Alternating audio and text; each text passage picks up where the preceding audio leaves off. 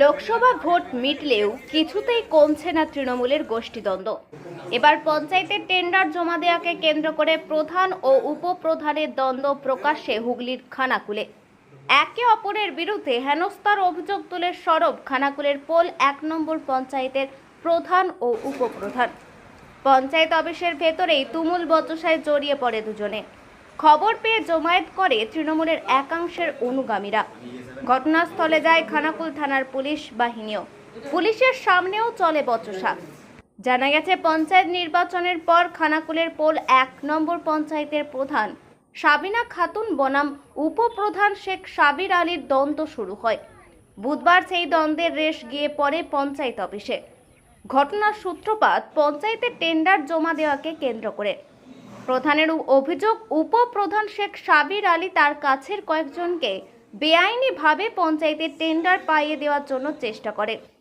তা হতে না দেওয়ায় উপপ্রধান ও আরও একজনকে সঙ্গে নিয়ে তার রুমে ঢুকে প্রথমে হুমকি দেয়, পরে তাকে চেয়ার থেকে টানতে টানতে নিয়ে যাওয়ার চেষ্টা করে।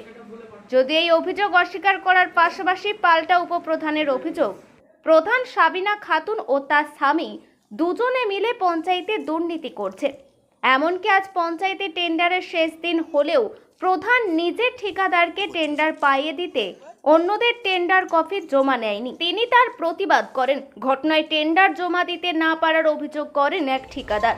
তবে ঘটনার খবর ছড়িয়ে পড়তেই পঞ্চায়েত অফিসের সামনে জমায়েত করে প্রধান অনুগামী তৃণমূল কর্মীরা। শুরু হয় ক্ষোভ বিক্ষোভ। উপপ্রধানকে তার অফিসের ভিতরে বিক্ষোভ দেখায়। যদিও খবর পেয়ে ঘটনাস্থলে যায় খানাকুল থানার পুলিশ বাহিনী। তারাই গিয়ে পরিস্থিতি সামাল দেয়, এলাকা থেকে হটিয়ে দেয় তৃণমূল কর্মীদের। তবে তৃণমূলের প্রধান ও উপপ্রধান প্রকাশ্যে এহেন দ্বন্দ্বে অস্বস্তিতে শাসক দল। যদিও ঘটনায় গোষ্ঠীদ্বন্দ্ব বরদাস্ত নয়, যদি কেউ কোনো দোষ করে তা খতিয়ে দেখে ঊর্ধ্বতন নেতৃত্বকে জানানো হবে বলে জানান খানাকুলের। তবে ঘটনায় এখনো পর্যন্ত খানাকুল থানায় কোনো লিখিত অভিযোগ দায়ের করেনি কেউ। আমি পোল ১ গ্রাম পঞ্চায়েতের প্রধান, আমি সাবিনা খাতুন আমার নাম। আমার রুমের আমার না পারমিশনে, বিনা পারমিশনে আমার উপপ্রধান সাথে ছিল সোনাবাবু, দুজনে জোর জবরদস্তি করে আমার হাত ধরে টেনে নিয়ে চলে যাচ্ছিল। আমার গায়ের থেকে ওড়না ফেলে দিয়েছিল, দিয়ে ওরা আমাকে চলে যায়। তারপরেও পুলিশ আসা সত্ত্বেও আমাকে আবার হাত ধরে টেনেছে, কিন্তু পুলিশ কোনো কিছু ব্যবস্থা করেনি। আজকে আমাদের টেন্ডার কপি লাস্ট ডেট ছিল, আজকে জমা দেওয়ার আজকে লাস্ট ডেট ছিল, সেটাই আজকে হচ্ছিল, যেটা ও জোর জবরদস্তি করে করেছে। আমার পারমিশন না নিয়ে এটা ওরা কাজটা করেছে। এটা কি ভালো করেছে? উপপ্রধান করেছে, সোনাবাবু করেছে, দুজনে করেছে। আমি পঞ্চায়েতের প্রধান। আমি টেন্ডার কপির আজকে লাস্ট ডেট। ওরা যেহেতু জমা করার থাকে আমাকে বলুক, আমাকে পারমিশন লোক যে আমি ঢুকছি কি কিছু। আমি একটা মহিলা প্রধান, সেটাকে আমাকে না জিজ্ঞেস করায় ওরা জোর জবরদস্তি করে কাজ করবে। আমি আমার আটকাতে গেছি বলে আমাকে হাত ধরে টানাটানি করেছে। কেন, কিসের জন্য করবে? আমাকে বলুক, আমাকে জিজ্ঞেস করুক। আমি কি করে জানবো ওর ভেতরে কী আছে না আছে? নিজেদের লোকেরই করতে চাইছে নিশ্চয়ই, নাহলে ওরা কেন করবে? আমাকে বলতো, আমাকে আমার পারমিশন নিত। যে কোনো বড় অফিসারের ঘরে ঢোকার আগে তো পারমিশন নেওয়া হয়। আমি তো পঞ্চায়েতে হেড, আমাকে তো আমার পারমিশন, বিনা পারমিশনে ঢুকলো কী করে এখানে? আমার নাম সাবিনা খাতুন।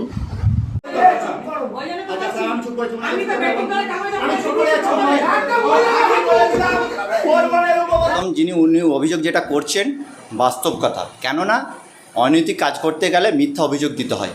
আমি তৃণমূল কংগ্রেসের সৈনিক, ১২ বছর এই রাজনীতিতে আছি। এই প্রথম আমাকে উপপ্রধানের চেয়ারে দিয়েছে। যেদিন থেকে অঙ্গীকার নিয়েছি যে এই পঞ্চায়েতের স্বচ্ছ, যতদিন আমি এই চেয়ারে থাকবো ফেরাবো। উনি আনলিগেলভাবে 9 মাস 10 মাস বোর্ড গঠন হয়েছে, কোনো দিন একটা চিঠি করেছিল বোর্ড মিটিং করার জন্য, বাকি চিঠি করেননি। উনি গত 5 দিন আগে অবৈধভাবে 3টে এজেন্সিকে, 3টে মেম্বারদিকে ডেকে নিয়ে অবৈধভাবে রেজিস্ট্রেশন করিয়ে টেন্ডার নোটিশ করে দেয়। 1 নম্বর কথা, সেখানেও আমি কিছু বলিনি, যেহেতু দলের ভাবমূর্তি খারাপ হবে। উনি কি করেছেন, আজকে একটার পর একটা এজেন্সি আসছে, তাদেরকে আটকে দিচ্ছে, হার্ড কপি ফেলতে দেয় না। যেটা সিস্টেমে আছে, অনলাইন ইস্যু করলে অনলাইনের তিনি মারবেন, তারপরে হার্ড কপিটা পঞ্চায়েতে এসে ফেলতে হবে। উনি কি করেছেন, অবৈধভাবে নিজের রুমে নিয়ে যে সেই ড্রপ বক্সকে আগলে রেখেছে এবং 1-150 ছেলে মাঙিয়েছে।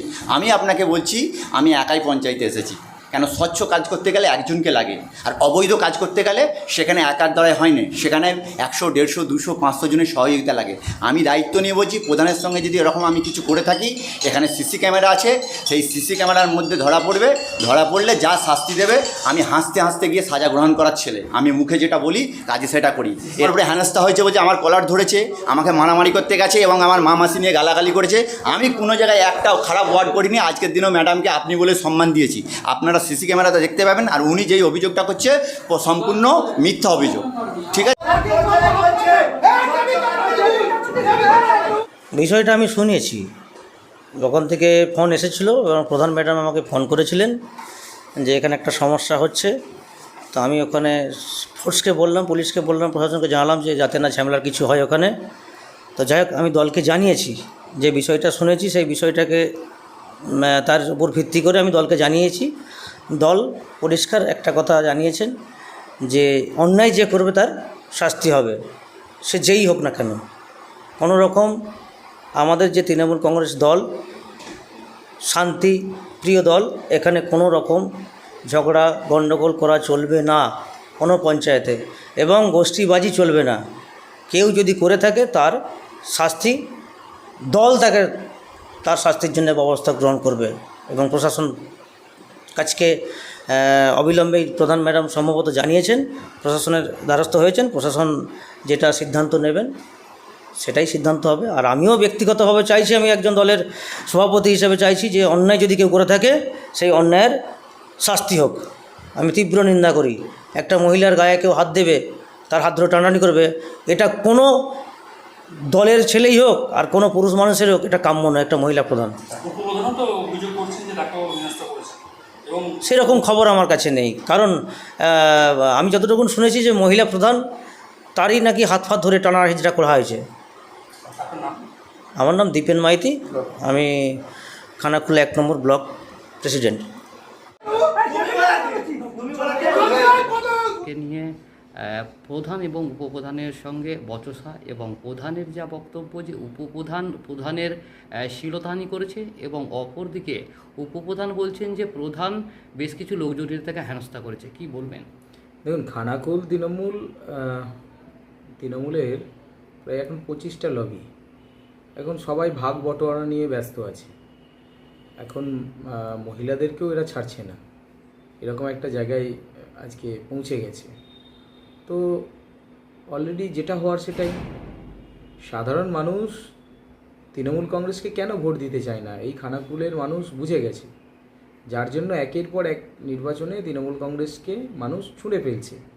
এবারেও লোকসভা নির্বাচনে খানাকুলের মানুষ তৃণমূলকে ছুঁড়ে ফেলেছে, ঠিক একই কারণে। এই হিংসার বাতাবরণ তৈরি করা, ভাগ বটোয়ারা নিয়ে গণ্ডগোল, পার্সেন্টেজ নিয়ে গণ্ডগোল, এটা মানুষ সেই তৃণমূল কংগ্রেস আসার পর থেকেও দেখে আসছে। সেই জন্য মানুষ ধিক্কার জানিয়েছে তৃণমূল কংগ্রেসকে। কিন্তু বর্তমান সময়ে যেহেতু আরামবাগ লোকসভা এরা জিতেছে, সেহেতু নতুন করে বিভিন্ন জায়গায় বিজেপির কার্যকর্তাদের উপরে হামলা চালাচ্ছিল কিছুদিন ধরে, আপনারা দেখছিলেন। সেখানে এবার নিজেদের মধ্যে শুরু হয়েছে। তাই এই চোরের ভাগ বটোয়ারা নিয়ে গণ্ডগোল হচ্ছে, ঠিক আছে? এদের থেকে আর কি মানুষ শিখবে, বা জনগণ কি নতুন কিছু তো শেখার নেই, এটা পুরনো দিনের হয়ে আসছে। এই তৃণমূল কংগ্রেসকে মানুষ এবারে এই লোকসভাতেও ছুঁড়ে ফেলেছে, সামনের বিধানসভা নির্বাচনেও ছুঁড়ে ফেলবে। তৃণমূলের তো গোষ্ঠীদ্বন্দ্ব প্রকাশ্যে চলে, সবে তো শুরু হয়েছে, কয়েকদিন যেতে দিন, দেখবেন কি অবস্থা হয়। খানাকুলে তৃণমূল কংগ্রেস থাকবে না।